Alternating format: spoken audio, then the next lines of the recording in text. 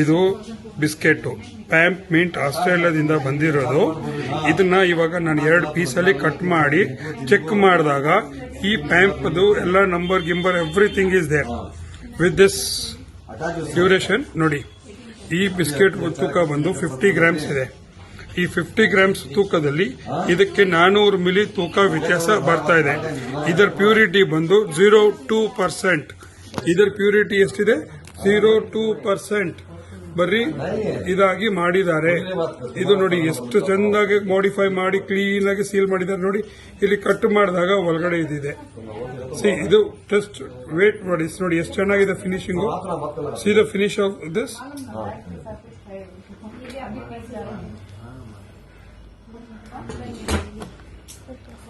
ಇದು 0.2% ಮಾತ್ರ ಬರ್ತಾ ಇದೆ. ಇದು ನೋಡಿ, ಇದು ಪ್ಯಾಂಪು, ಬ್ಲೂ ಕಲರ್ ಪ್ಯಾಂಪು. ಇದನ್ನ ನಾನು ಜಸ್ಟ್ ಈಗ ಚೆಕ್ ಮಾಡಿದ ಮೇಲೆ ಇದರ ವೇರಿಯೇಷನ್ ಬಂದು 50 ಗ್ರಾಮ್ 100 ಮಿಲಿ ಡಿಫರೆನ್ಸ್ ಬರುತ್ತೆ.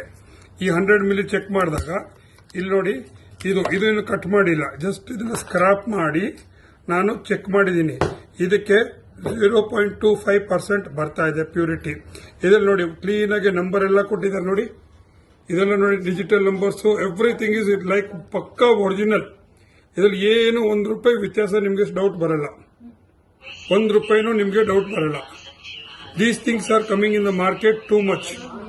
ದಯವಿಟ್ಟು ಎಲ್ಲ ಜ್ಯುವೆಲರ್ಸ್ಗಳು ಇದನ್ನ ಸಾವಧಾನವಾಗಿ ಇರಬೇಕು. This is also A duplicate. This is also a pakka duplicate 0.25% purity.